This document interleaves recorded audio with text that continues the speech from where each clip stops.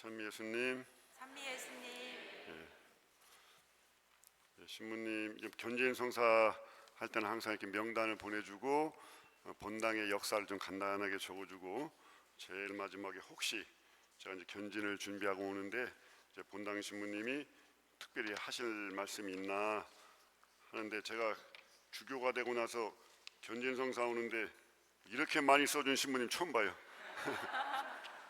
되게 10본당 가면 한 8개 본당은 아무것도 안 써요. 되게 한 군데나 두 군데는 열심히 했습니다. 격려 많이 해주세요. 이렇게 한 두세 줄 써요. 아마 이 한 페이지를 가득 썼는데 한 장이니까 한 페이지만 썼지 10장 줬으면 10페이지 다 쓸 뻔했어요. 예, 우리 김자덕 신부님 아주 열심한 신부님이시고 열정이 가득하시고 뭐 신학교 있을 때부터 제가 잘 아니까 더구나 이제 성서 공부하시고 또 성서 말씀에 대한 열정이 또 많으신 분이시고 본당에서 신자분들하고 사목 잘 하시면서 특별히 말씀에 대한 그런 그 영감을 우리 신자들에게 많이 주시리라고 그렇게 생각을 합니다. 오늘 준비해 주신 이제 신부님과 또 본당 수녀님 또 우리 대부 대모님들 봉사 전례자들 모두 이렇게 감사드리고 또 올해 아마 견진하는데 복사가 이렇게 많은 것도 처음인 것 같아요. 예. 그래서 복사도 한 2명이 할 때도 있고 한 5명이 할 때도 있고 그런데 오늘은 아주 복사도 많습니다. 아주. 뭐 견진 성사 받을 때 이미 신부님께서 그 교리에 대한 설명을 잘 해주셨겠지만 약간 반복이 되더라도 지금 바로 뒤에 견진 성사를 받아야 되니까 마음의 준비를 하는 의미에서 이제 간단하게 견진 성사의 의미를 우리가 한번 되돌아보도록 합시다. 우리는 이미 성부와 성자와 성령의 이름으로 이미 세례를 받았습니다. 그리고 오늘 제2독서에서 말하는 것처럼 그 믿음 때문에 우리는 하느님을 아버지라고 불러요. 우리가 하늘에 계신 우리 아버지의 이름이 거룩히 빛나시며 이건 하느님의 아들 예수님께서 우리에게 가르쳐 주신 기도입니다. 이 기도가 얼마나 엄청난 기도인가. 바로 예수님은 하느님의 아들이신데 이 세상에 오셔서 우리와 똑같은 모습으로 이제 오셨어요. 그분이 하느님의 아들이시기 때문에 본래 그분만 하느님을 아버지라고 부를 수 있어요. 그런데 우리와 똑같은 모습으로 오셔서 우리와 같은 자리에서 우리와 똑같은 운명, 똑같은 자리에서 하느님을 아버지라고 부르면서 이제부터 너희들도 나와 똑같이 하느님을 아버지라고 불러라. 이 기도가 주님의 기도예요. 그리고 우리는 세례를 통해서 그때부터 하느님을 아버지라고 이렇게 부릅니다. 그래서 주님의 기도는 그 기도만으로 이미 예수님과 똑같은 지위에 오르게 된 똑같은 그런 위치에 오르게 되는. 그래서 여러분들이 주님의 기도를 바칠 때마다 예수님과 함께 예수님 안에서 하느님을 내가 아버지라고 부른다. 이 생각을 여러분들이 늘 마음에 그 지향을 갖고 기도를 하시면 돼요. 예수님 그 아버지라고 부를 때 이미 우리는 그래서 성령께서 우리에게 그런 믿음, 깨달음을 주셔서 우리는 너무나 자연스럽게 하느님을 아버지라고 부른다는 것인데 하느님을 아버지라고 부른다는 그것만으로 우리는 이미 구원에 매우 가까이 있는 그런 사람들이라고 할 수 있습니다.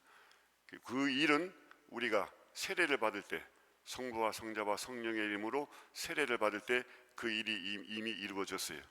그러나 이 세상을 우리가 그리스도인으로 살아갈 때 그때는 주님의 도우심이 계속 필요하죠. 특별히 지금 살아계신 하느님의 이름이 성령이세요. 그 성령의 도우심이 정말로 필요한 거죠. 오늘 사도행전 제1독서 사도행전에 바로 사도행전이 그 역사입니다. 제가 여러분들에게 우리 신부님한테 성수공부 얼마나 잘했는지 제가 여쭤볼게요. 또 학생들한테는 뭐 물어보려면 제가 조금 미안한 게 있어요. 왜냐하면 시험 보는 것처럼 물어보려고 그러면 자꾸 시험 생각할까 봐 걱정이 돼서 그런 거 아니니까 걱정하지 마시고 예수님 세례 받으셨어요? 안 받으셨어요? 누구한테 받았어요? 그렇죠. 그래서 그 사람 이름이 예수님 시대에 유대인들에게 유대인 이스라엘 사람들에게 세례를 준 사람 그 사람 이름이 세례자 요한이죠. 그렇죠? 그럼 12제자 사도들은 세례를 받았어요? 안 받았어요? 예? 대답도 하는데 대답 잘 하기도 안 하기도 하고 대답을 잘 못하는 게 정답이에요. 그러니까 여러분들 대답을 굉장히 잘한 거예요. 그러니까 이걸 예라고 할까 했다고 할까 하지 말았다고 할까 망설이는 게 정답이에요. 왜냐하면 분명히 예수님이 세례를 받았는데 제자들이 세례를 안 받았을 리가 없겠다. 그래도 받았다고 얘기하고 싶은 거예요, 진짜로. 그런데 가만히 성서를 내가 돌아보면 제자들이 세례를 받았다는 말이 없어요. 그러니까 또 대답하기도 좀 그렇고. 그래서 할까 말까 망설이는 게 정답이에요. 그래서 여러분들이 망설이셨으니까 아주 정답을 한 겁니다. 네, 그런데 지금부터는 이제 조금 다르게 생각하시면 돼요. 세례자 요한에게 예수님께서 세례를 받는 그 장면을 보면 그때의 세례가 아주 중요하다고 하는 것을 하느님께서 이미 유대인, 이스라엘 모든 사람들에게 영감을 주셨고 세례자 요한을 파견했기 때문에 성서에 보면 유다에 있는 모든 사람들이 와서 세례를 받았고 심지어는 사두가이파 바리사이파 사람까지 와서 세례를 다 받았어요. 그러니까 그 착한 그 나중에 예수님의 제자가 될 사도들이 세례를 안 받았을 리가 없죠. 그리고 실제로 보면 여러분들 마태복음 제일 마지막에 보면 너희들이 세상 끝까지 가서 아버지와 아들과 성령, 성부와 성자와 성령의 이름으로 이 세상 끝까지 가서 사람들을 내 제자로 삼아서 세례를 베풀고 내 가르침, 내 계명을 알려라 했는데 세례를 받지 않은 사람이 세례를 줄 수 없죠. 그러니까 당연히 세례를 받았어요. 거기에 성경은 예수님에 관해서 하느님의 아들 예수님에 관해서 이야기하기 때문에 일일이 사도들이 세례를 받았네 안 받았네 이 얘기를 쓰지 않을 뿐이지, 그건 뭐 당연히 그걸 보면 세례를 받았다는 걸 우리가 알 수 있죠. 세례를 받은 제자들에게 세상에 나가서 세례를 주라고 했죠. 그러니까 이제 성서에 안 나와도 이제는 뭐 그렇게 너무나 당연하게 생각하면 되죠. 제가 다시 한번 물어보겠습니다. 예수님의 제자들 세례 받았어요? 이렇게 대답하시면 이제 됩니다. 조금 아까까지는 망설이는 게 정답이고 이 얘기를 들었으니까 이제 받았습니다 그래야 또 정답이. 그러니까 아까도 잘하셨고 지금도 잘하셨습니다. 바로 그렇게 이 제자들이 예수님을 따라다니면서 이미 세례를 받고 예수님을 따라다니고 예수님에 대한 믿음이 생겼죠. 사람들이 나를 누구라고 하더냐? 그러니까 엘리야가 다시 이 종말에 오기로 돼 있는 엘리야가 왔네, 조금 전에 죽은 세례자 요한이 다시 되살아났네, 예레미야다, 예언자 중에 한 명이다, 별 얘기 다 하는데, 그러니까 예수님이 그러면 너희는 나를 누구라고 생각하냐? 그러니까 베드로가 대답을 했죠. 스승님은 살아계신 하느님의 아들 그리스도이십니다. 이것이 우리 신앙을 가장 압축하면, 한마디로 압축하면 그겁니다. 예수님은 하느님의 아들이신데, 그러니까 우리를 구원할 능력이 있는 하느님과 같으신 하느님의 아들이신데 하늘에 그대로 계시지 않고 이 세상에 우리를 구원하러 오신 메시아 그리스도이십니다. 그러니까 예수님을 하느님의 아들 그리스도는 메시아라는 뜻이죠. 그래서 예수님을 하느님의 아들 그리스도라고 딱 신앙 고백하는 것은 우리의 신앙을 완전히 압축하면 이제 그 문장이 돼요. 그렇게 우리 복음서를 보면 거기 고백을 했죠. 그렇게 믿음까지 가진, 그리고 3년 동안 예수님을 따라다니면서 예수님의 가르침, 그분과 눈을 마주치고 그분의 몸을 만지고 그분의 가르침을 듣고 그분의 기적을 눈으로 본 이 제자들이 사실상 이 마음속에는 예수님에 대한 믿음이 확고하게 자리를 잡은 사람들입니다. 그럼에도 불구하고 예수님께서 붙들려 갈 때 다 도망갔어요. 성서 한쪽을 보면, 여러분들이 성서를 필사할 때 자세히 보셨는지 모르겠는데 한쪽에는 알몸으로 도망갔다는 말도 있어요. 누가 붙들으니까 옷 다 벗겨주고 도망간 거예요. 지금 한국 사람들은 그렇게 못 도망가요. 위 아래 바지 따르고 혁대 메고 있고 그래서 누가 잡았다고 해서 홀딱 못 벗어요. 근데 이스라엘 사람들은 말하자면 우리 신부님들이 공동제의할 때 쑥 뒤집어 쓰는 옷처럼 그렇게 하나 입었으니까 누가 잡으면 이렇게 하면 훌렁 벗겨줄 수 있어요. 누가 붙들으니까 그 훌렁 벗겨주고, 그리고 옛날 사람들은 속옷도 잘 안 입었어요. 예? 그러니까 훌렁 벗겨주고 알몸으로 도망갔다고, 붙들리기 싫어서. 그 정도로 예수님이 붙들려갈 때 다 도망갔고 베드로 사도만 겨우겨우 따라갔다가 예수님을 모른다고 3번이나 얘기한 게 성경에 나오죠. 예수님의 가르침을 듣고 예수님에 대한 확고한 믿음이 생긴, 세례를 받은 그런 예수님의 제자들이지만 성령의 은사를 받기 전까지는 세상에 나가서 복음을 선포하는 힘이 아직은 부족했습니다. 그걸 잘 알고 있는 예수님께서 부활 승천하실 때 위에서, 하늘에서 성령이 오실 때까지 예루살렘에서 기다리고 있어라 분명히 명령을 하셨고, 우리 사도행전 1장 2장 읽어 나가면 성모님이 제자들과 함께 예수님의 말씀대로 예루살렘에 기다리고 있다가 바로 오늘 이 성령 강림날, 그때는 이스라엘 사람들에게, 유대인들에게 가장 큰 축제인 오순절 대축일이었죠. 그때에 성령께서 오셔서 제자들에게 오늘 우리가 제1독서에도 들은 것처럼 그런 은혜를 내려주시니까 예수님이 가르쳐 주신 것과 다른 것이 온 것이 아니라 예수님이 가르쳐 주신 이 가르침에 불이 붙은 거죠. 이제 나한테 아주 확고한, 이전에는 예수님이 붙들려 가서 죽게 생겼으니까 나도 붙들리면 죽게 생겼다고 생각을 했는데, 예수님이 죽으시고 부활하니까 내가 예수님과 함께 죽으면 영원히 산다는 확고한 믿음이 생기니까 복음을 전하는 것이 나에게 영원한 생명. 하느님이 원하시면 늙어 죽을 때까지 복음을 전하겠지만 중간에 순교하라고 하면 예수님이 십자가에서 죽으신 것처럼 그 믿음 안에서 예수님과 함께 죽으면 예수님과 함께 부활한다는 아주 확고하고 명료한 이 믿음이 이 안에서 생기니까 이제는 아무것도 두려워하지 않고, 바로 오늘 복음에 나오는 것처럼 제자들은 성경에 보면 부활하신 예수님이 붙들려갈 때 다 도망갔다가 예수님이 부활하셨다고 하니까 모이기는 했어요. 아직 성령 받기 전에. 그때는 모이긴 모였는데 아직은 붙들려갈 게 두려워서 뭐라고 성경에 되어 있냐? 유다인들이 두려워서, 유다인들이 무서워서 문을 걸어 잠그고 있었다, 그렇게 되어 있습니다. 그런데 성령이 오신 뒤에 스스로 문을 열고 세상에 나가서 복음을 전하기 시작을 해서 딱 2000년 뒤에, 2000년 조금 넘은 뒤에 오늘 우리가 이렇게 하고 있는 겁니다.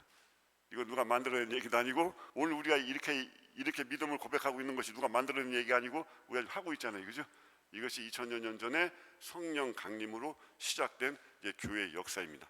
성령은 바로 그렇게 우리가 가지고 있는 믿음에 불을 붙여줘서 우리들의 눈을 띄워주는, 하느님이 보시는 대로 볼 수 있게, 하느님이 원하시는 대로 그렇게 우리가 살아갈 수 있도록, 우리가 하느님을 위해서 살 수 있도록. 하느님을 위해서 산다고 하는 것은 내 인생을 포기하고 하느님을 위해서 산다는 것이 아니고, 하느님을 위해서 산다는 것이 나를 가장 잘 알고 있는, 내가 어떻게 하면 가장 행복하게 살 수 있는지 때로는 우리가 아는 것 같지만 잘 모르잖아요, 그렇죠? 그러니까 서로 싸우죠. 이게 맞네 저게 맞네. 싸우는 것도 내가 어떻게 되는 것인지, 어떻게 사는 것이 내가 가장 행복한 것인지 나보다 하느님이 더 잘 알고 계셔요. 우리가 하느님 뜻대로 산다, 하느님을 위해서 산다고 하는 것은 나보다 더 잘 알고 계신, 그리고 내가 행복하게 사는 것을, 그 길을 나보다도 더 잘 알고 계신 하느님의 영감을 받아서 산다는 그런 뜻입니다. 그래서 우리는 나를 위해서 산다는 말 대신에 신앙인은 하느님의 뜻대로 하느님 위해서 산다고 그렇게 말을 합니다. 그것이 내 생각을 훨씬 뛰어넘어서 나에게 가장 좋은 길을 보여주시는, 내가 생각할 수도 없는 좋은 은총을 주시고 좋은 길을 보여주시는 그 하느님 뜻대로 산다, 이런 뜻입니다. 부모와 자식 간에도 그렇죠. 자식이 잘 되는 게 부모님의 뜻이죠, 그렇죠? 자식이 잘 되면, 그 부모님 뜻대로 산다는 것은 자식이 지 인생 다 버리고 부모님 무조건 잘 되게 한다는 뜻이 아니라, 그 부모님은 물론 당신도 행복하게 살기를 원하지만 그 자식이 행복한 것이 곧 그 부모의 행복입니다. 그런 것처럼 그보다도 100배, 1000배, 만배 하느님은 더 그런 생각을 가지고 계신 분이죠. 우리가 하느님의 뜻을 알려고 하는 것이 그래서 왜 이렇게 중요한지 바로 그런 겁니다. 여러분들이 왜 기도를 하셔야 되는지, 왜 주님 말씀을 가까이 대하고 읽고, 때로는 읽는 것만으로 부족하니까 좀 자세히 보기 위해서 때로는 성서를 써보기도 하고, 왜 그래야 되는지, 그것은 나보다도 나를 더 잘 알고 있고 내가 행복해지는 길을 나보다 더 잘 알고 있는 하느님의 뜻을, 그 뜻을 우리가 깊이 들여다보고 주님과 함께 내 삶을 살아가기 위해서 우리는 기도가 필요하고 성경 말씀을 가까이 하는 것이 필요하고, 때로는 우리 몸이 주님처럼 살면 우리 안에 그런 성령의 기운이 우리 안에서 활발하게 작용을 하기 때문에 내가 너희를 사랑한 것처럼 너희도 서로 사랑하라고 하는 주님의 말씀처럼 내 몸이 마치 주님의 몸인 것처럼 살아가는 것.